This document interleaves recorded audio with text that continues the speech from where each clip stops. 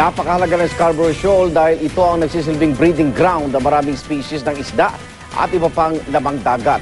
Kaya ganoon na lang ang panginay na ilang eksperto na may mga matagpuang patay na giant clams o taklobo sa mga Chinese vessel na sinita ng Philippine Navy. Saksi si Cara David. Ilang taon nang pinararami ng UP Marine Science Institute ang mga giant clam o taklobo sa kanilang marine station sa Bolinao, Pangasinan. Papaubos na raw ang mga ito, kaya ganoon na lang ang paghihinayang ni Dr. Perry Alinio ng UP nang makita niya ang litrato ng mga Chinese fishing vessels sa Scarborough Shoal. Tone-toneladang patay na taklobo ang nakaimbak sa loob ng mga barko.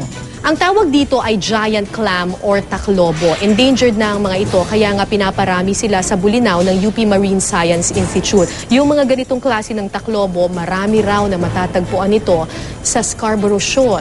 Ang problema, kapag hinarvest at kinuha natin ng kinuha itong mga taklobong ito, may posibilidad ayon sa mga eksperto na mawala na ito sa karagatan.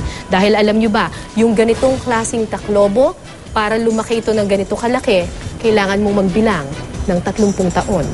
Bukod sa mga taklobo, may mga pufferfish, eel at iba't ibang isda na nakita sa barko ng mga Chino.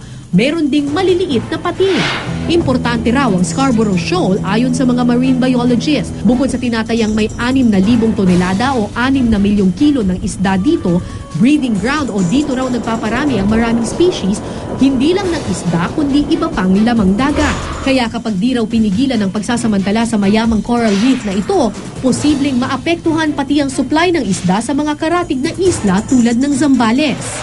They can be a source of parang larvae and propagules, refugia yung tinatawag. So like for example, yung mga inahin, pwede rin doon parang napoprotektahan.